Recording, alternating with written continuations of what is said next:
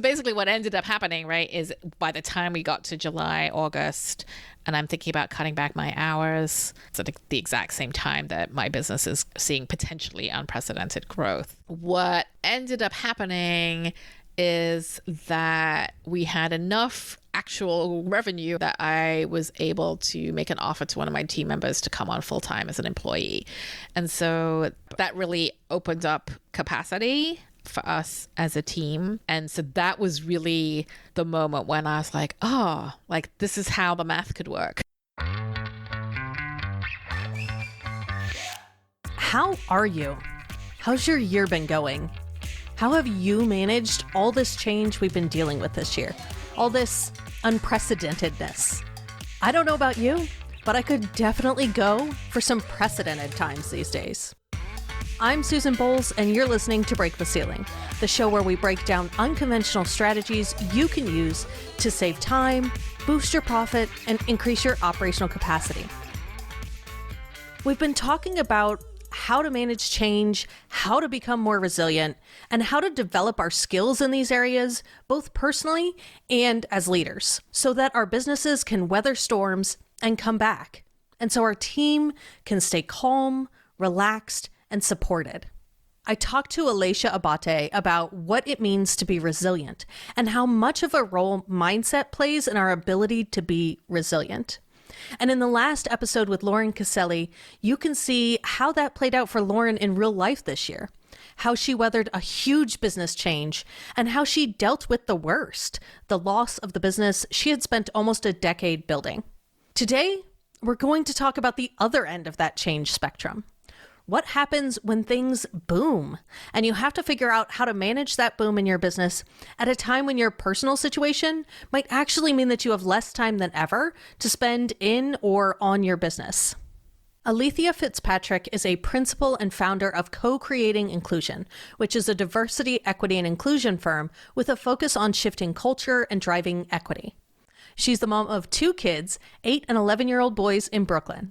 And like a lot of us, she's now running a business and being the main parent at home, dealing with virtual school for both kids. But her business has also seen unprecedented growth this year. And so she's figuring out how to balance both, delegate where she can, and be conscious about taking care of her own needs so she can be there for her family and her team, both of whom need her now more than ever. Alethea talks about what 2020 has looked like for her, what techniques and systems she's put in place to try and cope with all of these changes, and what it looks like for her day to day as she tries to manage having the capacity to work less, but having more business than ever. Hey, thanks for being here. Thanks for having me. I'm so excited to have this conversation. Me too.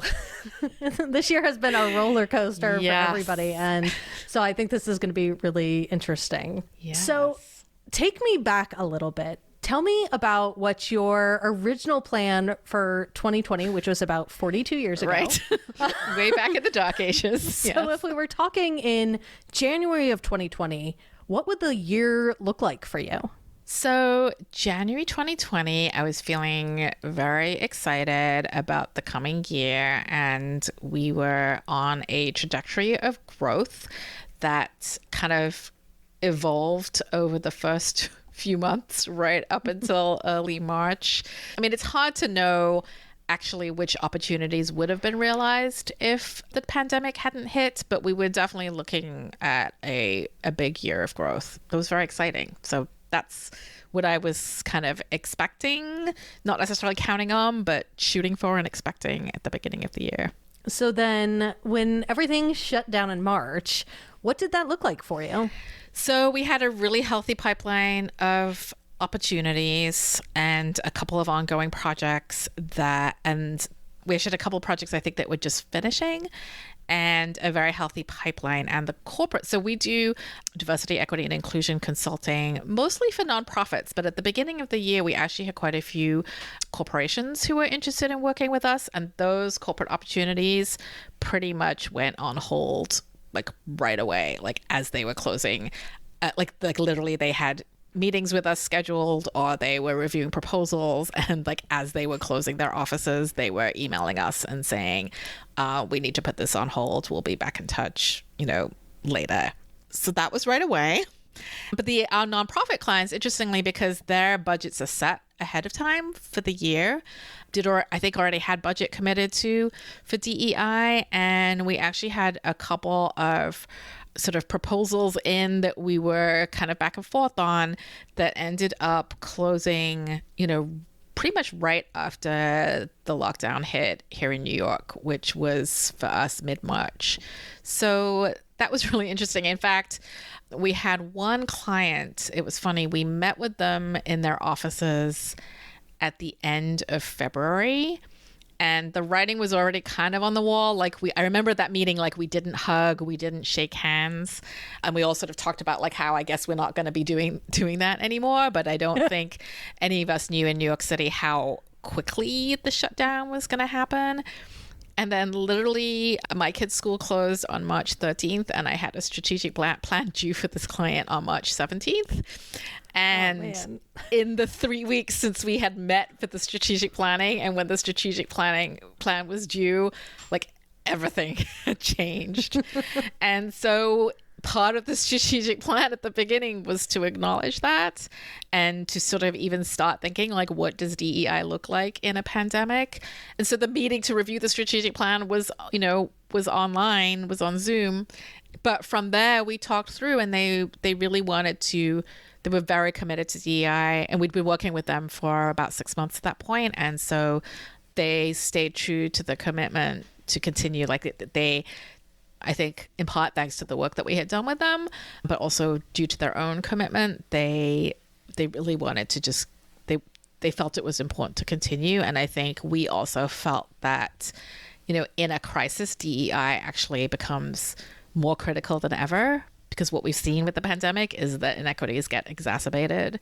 So yes, we had a couple of clients. There's another client as well that we'd worked with for about a year that also shortly after lockdown finalized our contract to continue work. So that was kind of the sort of immediate weeks following lockdown. And we actually got a new project because they had been planning on attending an in-person training that was canceled. And so they reached out, and I'd done work with them before. And so they said, hey, could you do an online training? I was like, absolutely, yes. So that was sort of what the immediate things that happened business-wise. Obviously, I typically pre-pandemic was work in a co-working space for what sounds now like a very ironic reason of I find it really hard to concentrate when I'm working at home. I have 2 kids who are 8 and 11, and realized many years ago that working from home was not for me.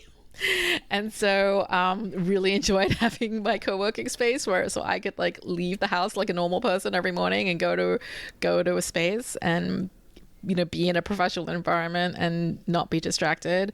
So obviously that space closed down right away, and my husband's office closed maybe a week or 2 later. So yeah, then like much of the world, we were all suddenly, the 4 of us, at home together 24/7. So that was what happened on the personal side.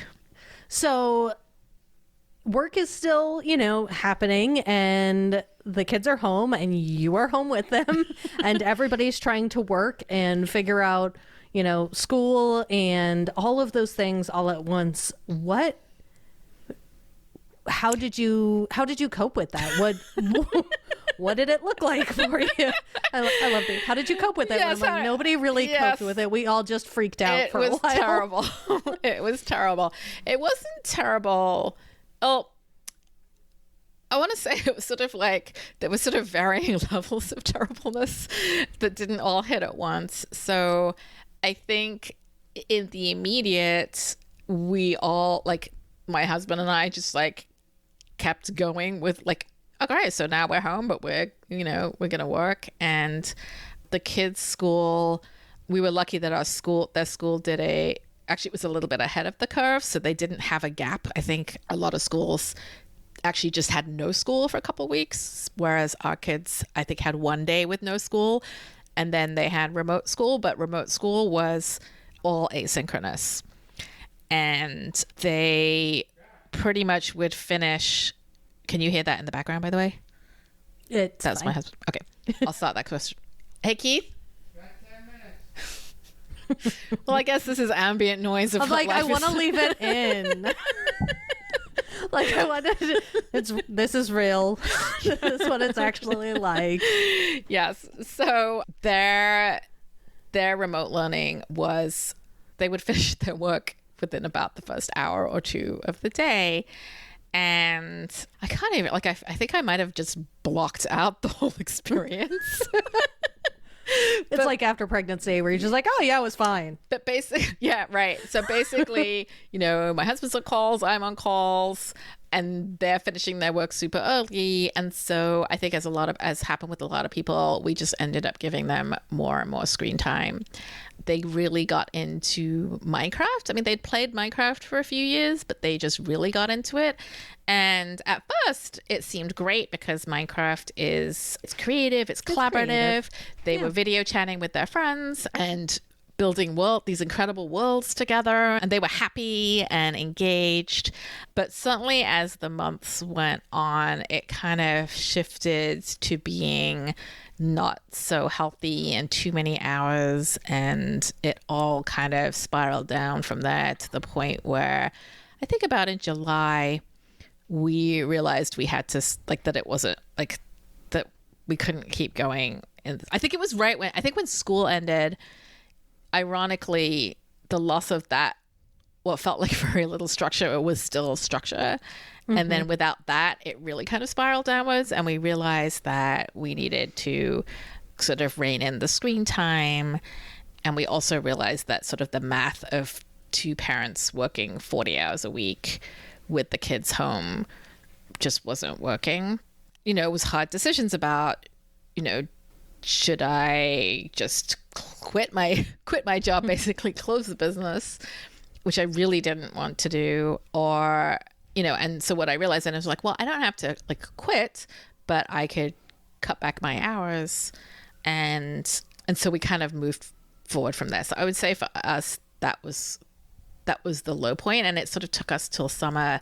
We needed the pause of summer to even be able to kind of step back and reflect and figure out, everything was very reactive from March, including school, right? So like no one really had a minute to pause and sort of intentionally redesign life. At least we didn't. And so over the summer, then we sort of were able to kind of reconfigure a lot of different things, and we could talk more about that. But yeah, that was sort of the turning point for us. Yeah, you realized that way earlier than I did, apparently, because we had a similar experience. We shut down here in Arkansas relatively early because we actually didn't see much of the virus until May, but we shut down in March.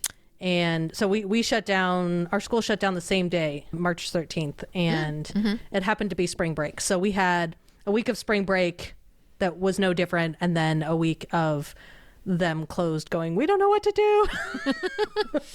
And then went back to school very similarly to you, where, they were done with their work. It was like 3 worksheets and they were done in like an hour and a half. And my son got very into Minecraft. I mean, he was already into Minecraft, but spent a lot of time with Minecraft. And and my husband is a realtor. So it just so happened that he basically said, okay, I'm not taking any clients because I have to go, like, you physically have to go see people in Right. houses. Right. And he's high risk. And so originally we were like, cool, he's doing homeschooling, I'm going to continue to work, which worked for a while. And then he was like, hey, I have to go work. We both have to work now. It's Right. been, he made it to almost the end of school. And then over the summer, we were trying to figure out, like, okay, he's home, but he also has nothing to do. Like, what do we do with him? And ended up splitting the days like half and half, and like trying to, compare meeting schedules and deal with the unpredictability of real estate. And so it took me till darn close to this fall to go, maybe I should pull my capacity back. maybe I can't keep working at the same pace. So you realized it much faster than I did. Well, you have one kid, right? I have 2. So Yeah, I think I just have the one. So I think that maybe had a little bit to do with just, yeah. I think it's different for everyone, right? Depending a little bit on how many kids you have and what kind of kids you have. So Yes, absolutely. So you were doing this, I'm going to pull back. I'm reducing my capacity. And then George Floyd and all the BLM protests kind of kicked off, and you are a DEI consultant. Yes. So what did that end up looking like for you? What happened was, with our current projects, we were already really booked in June, and I think we ended up having 18 hours. I facilitated 18 hours of workshops in the week before George Floyd was murdered and in the 4 to 5 weeks after. So it was a really, I think that might have also accelerated the realization that things weren't working, because it was really intense to be going through this. In fact, one client, actually the new client that I picked up right after lockdown, I was doing a series of 4 workshops, and the first one was like 2 days before George Floyd was murdered, and so then the next one was like a week after, and the second workshop was when we had always planned to talk about race. And so it was quite a astonishing sort of timing, and it was very intense, but also, I mean, the folks that we did workshops with were so grateful for the space to sort of process everything that was going on. But it was a really intense run of facilitation at a time when, these conversations were just exploding and going more mainstream. And so it was sort of an interesting time of conversations going more mainstream, which is good, but the cost of those conversations, the cost of a lot of white folks waking up to systemic racism that has been around for a few hundred years, that there's a cost to Black folks and other folks of color when those conversations happen, because yes, it's a wave of awakening that is much needed, but it's also sort of a wave of white fragility, if you like, as a reaction also to white folks entering into this conversation, because a lot of people I think were entering in a way that they hadn't before. So it was kind of definitely a double-edged sword, and I think the impact of that definitely is not equal on everyone, and is differing for different people, and particularly exhausting and traumatic for Black folks. And so holding space for that was certainly something I was glad to be able to do, but was also quite intense. And actually, a white friend of mine called it the woke wave, which I thought was felt very apt, because it was just this wave that was, yeah, like I said, both positive but also quite overwhelming. And then when you also add the pandemic, I call it also the broke woke wave, because all of these companies are like, we need to do this work now, but we have no money and we've got people on furlough and our budgets are getting cut. Yeah, so it has resulted definitely in an increased interest in our work. Again, still, it's hard to tell how much of it will actually sort of convert into real projects. So, I mean, we now have a steady lead of inquiries coming in that honestly a year ago I couldn't even have dreamed of, that we don't have to do anything and they're just coming in. It turns out actually naming your company Co-Creating Inclusion is really good for SEO. So even though I've never done any, even though I actually haven't optimized for SEO, we've had a lot of referrals, but we have also had sort of random Google search people coming our way. Honestly, we've never had that. That's a capacity issue of even just being able to have the processes in place to respond. And I know DEI consultants everywhere have been really overwhelmed. So we are now fully booked until the end of the year and beyond. And actually, we really had to turn the filters up on our inquiry process, because we just don't have the capacity to take on the work. So basically what ended up happening, right, is by the time we got to July, August, and I'm thinking about cutting back my hours I'm thinking about cutting back my hours at the exact same time that my business is seeing potentially unprecedented growth. So that's a real conundrum. And what ended up happening is that we had enough actual revenue and not just potential revenue that I was able to make an offer to one of my team members to come on full-time as an employee. And she had previously been working as an independent consultant and also had another full-time job. And so that was a big step that really opened up capacity for us as a team. And so that was really the moment when I was like, oh, like this is how the math could work. I'm cutting back my time, but our team overall is increasing our hours. And I have another team member also that was able to increase their hours. So that presented itself in August as this kind of amazing gift, really, an opportunity of how I can make this work, because, the disproportionate impact on women, right? So, I mean, there's the disproportionate impact on people of color, Black folks, those communities. There's also the disproportionate impact on women when, because of, the pay gap around gender, if someone's going to cut back their hours, it depends, but generally speaking, right? If someone is going to quit their job or cut back their hours because the children are home, it's going to be the person that's making less. And very often, not always, but very often, that is still, unfortunately, the woman in a heterosexual marriage. And so, or even in any partnership, the person who's earning less often is the one that has faced more systemic obstacles for whatever reason. That was and continues to be something very difficult for me personally to sort of grapple with. Just the idea that my career was going to take a hit and my business was going to take a hit because of that has been a very painful and frustrating thing to grapple with, and to know that it's systemic. And especially with my husband going back into the office full time, right? That feels like another hit that I'm taking.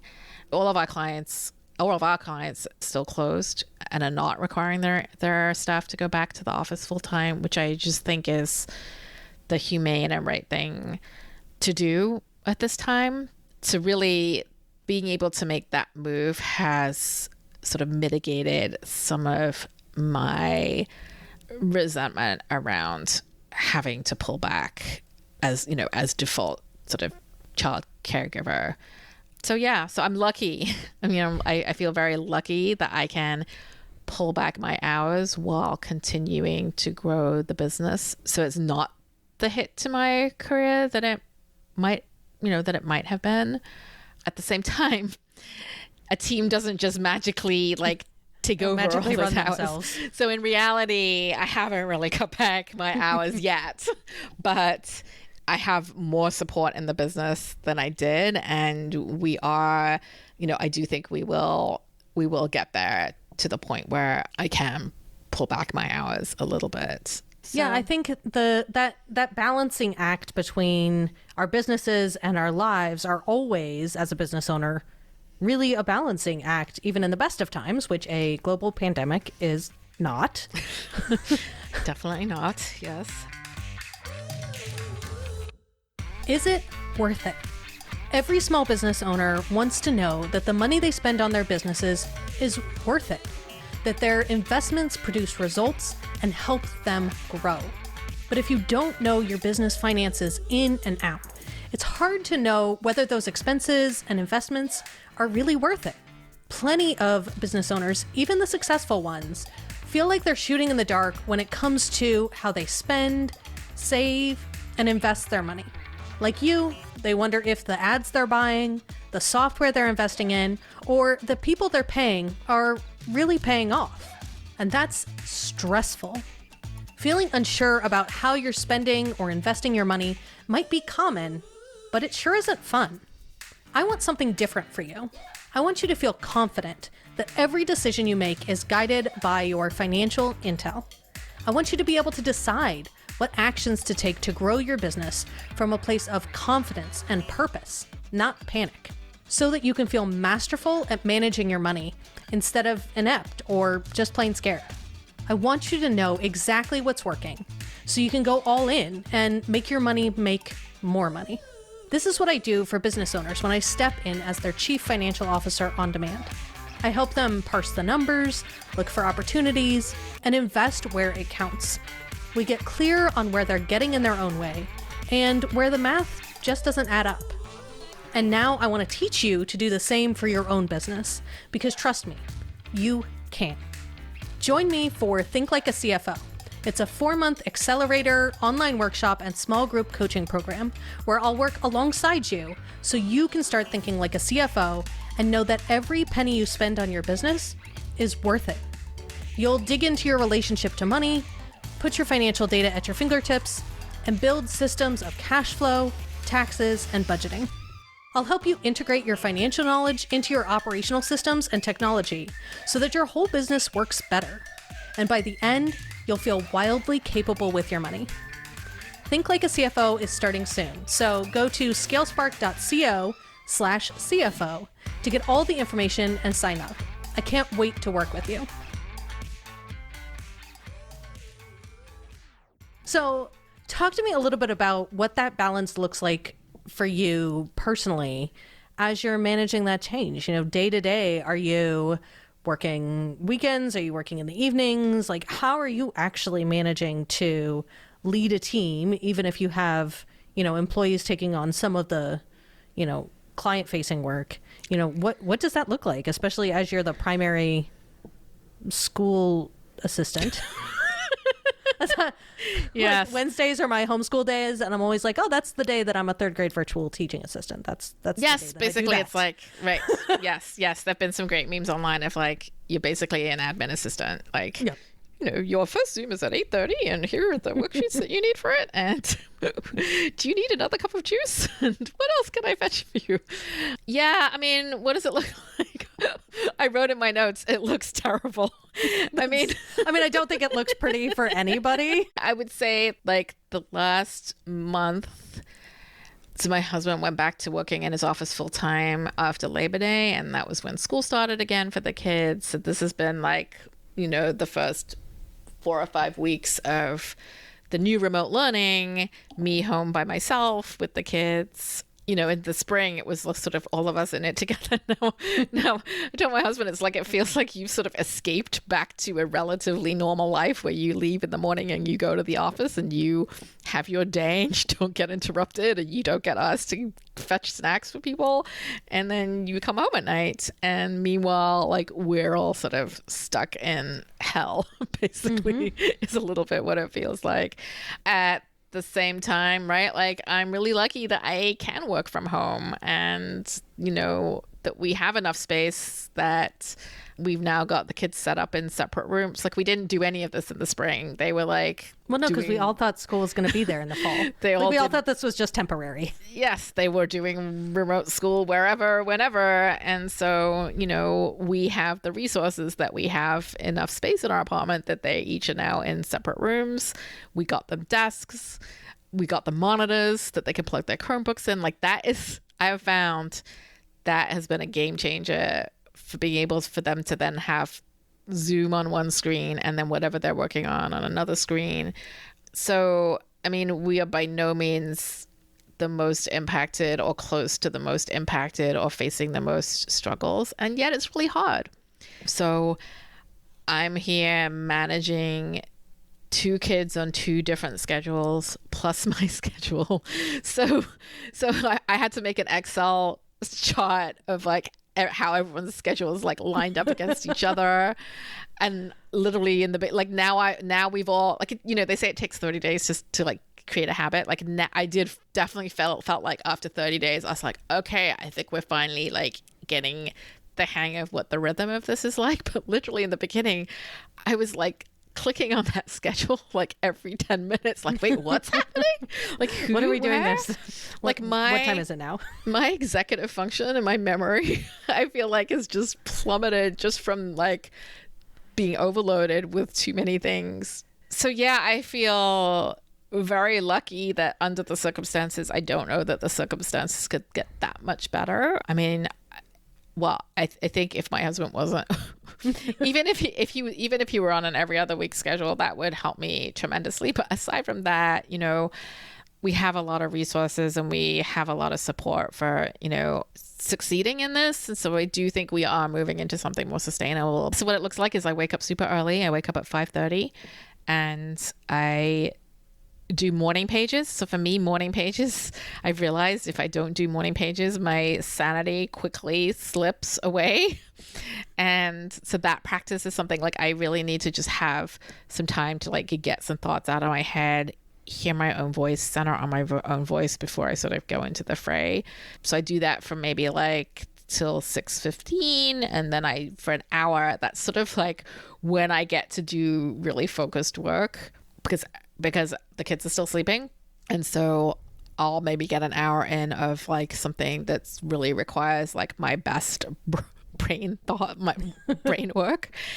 And then the kids are up. My husband leaves pretty much when they wake up. He's been so amazing and supportive and doing everything he can to set us up like within the constraints of he has to leave for the office. So yeah, I mean, I'm sure it's not his choice to. It's not his choice. Yeah. And like, so everybody's doing the best they can. So he like makes breakfast and sets things up, and he sometimes sets things up for lunch. And yeah. And so what I realized, so another aha moment was like, oh, I shouldn't try to do work while they're doing school. Mm-hmm. Like, if I can, great, but I shouldn't be counting on that to get stuff done. And so they have school from around 8:30 or 9 until 2, depending on which kid and what day. So that last hour, so once they're on their last Zoom, is sort of like when I'm like, okay, I can, like, this is my work time. So my official work hours are 1 p.m. to 6 p.m. And then we have a sitter from 3 to 6. And so far so we also have vulnerable family members. And so we were pretty quarantined earlier on, and we have been getting out of our bubble a bit, but we've wanted to sort of avoid people indoors with us. And so we have childcare, but we have sitters that pick them up and, must take them to the playground from 3 to 6, but that doesn't work when it's raining, which it was today. And so 3 to 6 is my little window of like, okay, I can do a podcast interview, I can do a client call, I can facilitate a workshop. It's not a huge amount of time. So when people are like, when are you available? I'm like, how about like 3:30 on 7 weeks away? But that's how I've organized my day, and the kids come back at 6 and they get their Minecraft time when they come back. So that gives me usually like a little bit more time to finish up some stuff. I do team calls in the morning. So my team is used to me being like, oh, hold on, I just got to check everyone's on their Zooms. I'll be right back. And I have had to do a few client calls or facilitations that were scheduled like way ahead of time. One of my biggest fears is that, so then I also have, I do that with one of my team members, and I have them share their screen, because one of my biggest fears is that I'll be sharing the screen in the background. Well, not that, but like I'll share my screen and then I'll get pulled away, and so the whole thing will be stuck on like waiting. Everyone will just be on like slide 17 and have no way of moving forward while I'm like off dealing with my kids. So I'm always like, okay, you share your screen, and if I need to step away, I'm upfront about it. I mean, I tell folks like I'm here by myself with my 2 kids. I may need to step out and back a couple of times. People are understanding because there's so many everybody's people dealing with it that are dealing with it. So that's what it looks like, and then pretty much by like 8:39 I'm done. And my husband comes home, he cooks dinner most of the time, and most of the time puts the kids to bed, and I'm usually like asleep by like 9:04 p.m. because I'm up really early, and it's a tiring day. Has there been anything that you found that was particularly key to you being able to kind of cope with this, to cope either emotionally or just logistically with wearing multiple hats during the day and just trying to manage it? You mentioned morning pages. Is there anything else that you found was particularly key for you? Yeah, so I think, yes, so definitely morning pages. I'm still working on the movement piece. So actually, that's been one of the hardest things with my husband not here is, my kids are kind of old enough that I could take a short walk, but I feel like because they still kind of like need help at any given moment, I can't really leave the house during the day. There's my son in the background, which you may be able to hear. And so it's been really hard to just get out and walk. So I'm trying to actually plan that at 5:30, which is like the last half hour before the kids come back with the sitter. Mm-hmm. But that certainly earlier has been really helpful, just like the movement. I've been going on bike rides as much as I can. So generally at the weekend, I'll just take off on my bike and go sit in the park and just like be silent and have no one talk to me. Like I'm an extrovert and I am feeling so much the lack of alone time that it is not even funny. I don't know how introverts. Yeah, I'm an introvert and and I love working at home, and it was really weird for me the first couple of weeks I can't think, like my brain, I can't think what is happening that my brain no longer works. And I didn't realize that it was just I was never alone, not once ever, because my husband was working from home and my kid was working from home, and I think he took my son out on a walk or something for like an hour, and I was just like, oh, that's what it was. Like I just need alone time for my brain to empty out, and then had to make conscious choices about like, okay, I'm going on a walk by myself with no one to talk to me, or else this is not going to go well for anybody.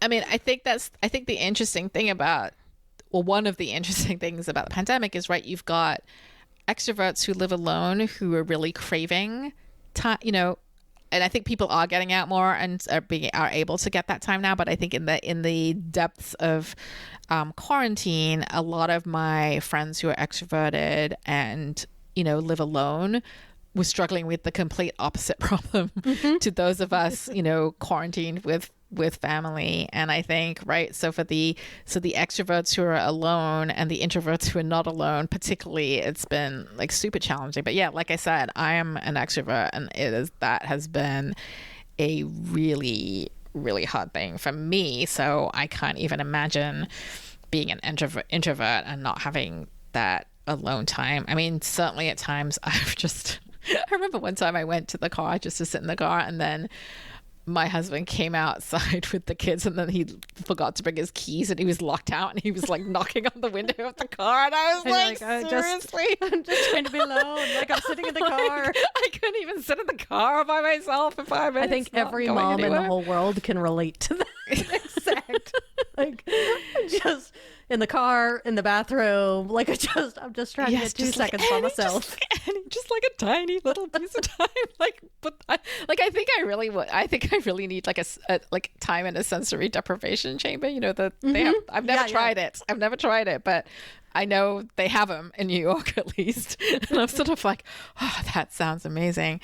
So in August, we were lucky enough that we went away. We went upstate. We were by a lake. We were in nature. We could go out. The density in New York City is such that you just can't, at least we didn't feel comfortable leaving the house without a mask on. But upstate, we were able to just breathe a bit and be outdoors, and that for me was incredibly sort of healing and restorative. My kids didn't appreciate it as much. I think they became sort of, well, first of all, they are really city kids. Like they've literally were born in the city and lived in the city their whole lives. But I also think that the quarantine really made them sort of afraid to go outside as well.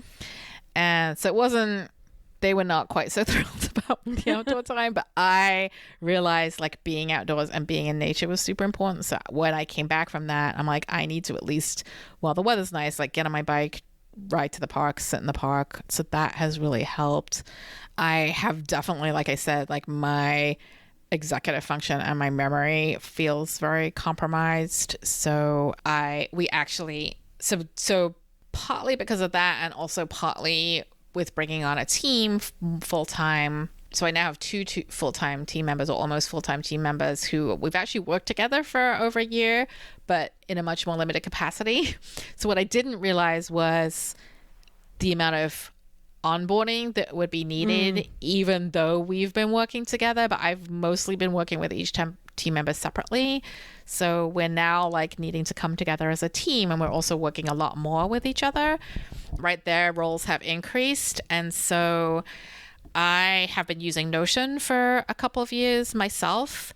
And what I realized was, one of the things based on like things that they were asking me for, I was like, I think that Notion for the team would fulfill a lot of these requests for like documentation and more information and, sort of a database of projects and files and, past content and all of this kind of thing. So we've also been in the process. Do you know Notion? Do you work in Notion? So I'm a ClickUp person, but I'm familiar with Notion. Okay, yes. So I'm a project manager and not a writer. Yes. That's the distinction. So Notion is an incredible tool, but it's also kind of a blank canvas. So you sort of have to build it yourself. So in August, part of all of my sort of reflecting up by the lake and thinking about what we needed to do. So that was one of the decisions that we made as a team, both as kind of an externalization of my brain. So it's like I need a container to put everything that's in my brain somewhere so it's accessible to others, but also as kind of but then it's also like a place to co-create the co-creating inclusion brain and institutional memory, and for other team members to also sort of be able to come in. So that's an important piece of the sort of onboarding and the transitioning over to having a team and having it be less of just me. And it's also really helping with executive function in terms of just like lots of lists and planning and writing things down and breaking things down into small steps and systems that kind of can be my brain a little bit for me. When my brain, you don't have to decide what to do. You just go do the next thing on the list. Yeah. In my best scenario, I can hold a lot of things in my brain and less of it needs to be written down somewhere or, organized or externalized, but definitely under sort of the stress and the limited capacity, I'm definitely seeing I need a lot more stuff that's written down and a lot more systems to sort of shore up my not as robust mental systems. And we've also realized, because everyone on our team is also kind of under siege for various different reasons, pandemic, failure of democracy, rise of fascism, all of the things, uncertainty, all of the things that are going on right now. We've also realized that when we're under stress, the tools that we usually can reach for are harder to reach for. And it's also almost like we have less ease of access to things like intuition or vision. At least I'm finding that. And so I am finding I need to make sure I have more prep time than I usually would and more processing time than I usually would. And so, especially in DEI work, there's no real fast tracking anything. There's no such thing really as lean or efficient. If you try to do things more efficiently, it generally doesn't work. We're also at the most risk of creating harm when we're in urgency or scarcity. A friend of mine, Kate Stratham, was talking about that recently, and Tara McMillan was talking about it as well, of what works. And I was like, oh, that's so true and so good, where it's almost like a slow down to speed up kind of situation, really, that I've noticed where we've tried to move quickly on things, right, especially right now, it ends up sort of generating more work. Mm-hmm. And so it's just not worth it. And so we have to kind of slow down and make sure we're allowing for the time that is needed for a process to take place, and also to support our clients in that. So a lot of these inquiries are like, we need to fix systemic racism like now. And we are doing a lot of sort of like, yes, it is beyond urgent and beyond time, and also it's not been gonna around happen for centuries right now. and it's not going to happen overnight. And so like we need to not be reactive and not respond to sort of a manufactured sense of urgency or a toxic sense of urgency, I would say, and instead be intentional about creating a path forward that will work and that isn't just because we feel uncomfortable or guilty about not having done the work before and are trying to sort of show and prove that we are doing the work. Like, let's take time and think about what it would take to actually do this work in a way that will create meaningful change. So we've been having those conversations on a multiple of different fronts. Yeah, I think that's probably a great place to wrap up. Is there anything you think we should talk about that we haven't touched on yet? Well, as I was speaking, one resource that I think might be interesting for you and your listeners, it's a document called The Characteristics of White Supremacy Culture. And I always sort of say, like, it's not about the KKK. It's not about extremist groups. It's really about, like, if you read this document, it's by Tema Okun, and I can give you the link to put in the show notes. But if you read the document, it's very little about race, and it's really about sort of oppressive characteristics that we all can instantly recognize, pretty much embedded in every company, business, organization, institution. And it is things like sense of urgency and perfectionism and worship of the written word and either or thinking and power hoarding and all of these things that we are so socialized to sort of perpetuate without even really realizing it.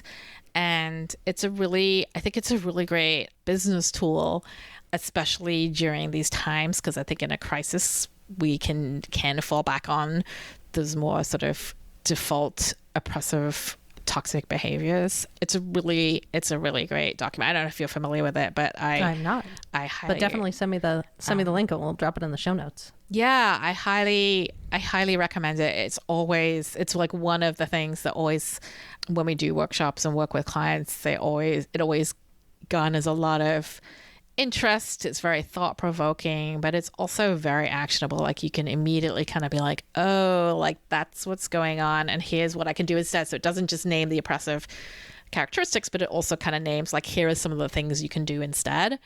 So it's like a really great document. So yeah, I thought I would just mention that as well, seeing as we were talking about sense of urgency and some of those things that happen. Perfect. So where can our listeners find you if they want to connect and learn more about what you do? Yeah, so our website is co-creatinginclusion.com. And from there are some different links to, we have a DEI advocates self-coaching program, which is a weekly email, and a few other different things that you can sign up for. So yeah, if you go to co-creatinginclusion.com, you can explore from there. Awesome. Well, thank you so much for coming and talking to me about how 2020 has gone for you and all of the different ways you are coping. I think it's obviously still something we're all dealing with, and I think it's always helpful to hear how other people have been trying to handle it. Yeah, well, thank you for giving me the chance to sort of reflect a little bit on the roller coaster that the past 7 or 8 months have been, and for sharing some of your experiences as well. And I feel like, who knows what's going to happen next. And yeah, I think we've all learned, right, to not make any assumptions. Don't say anything. And don't just assume it's just going to keep being crazy. If it stops being crazy for some reason, great. That would be great. Yes.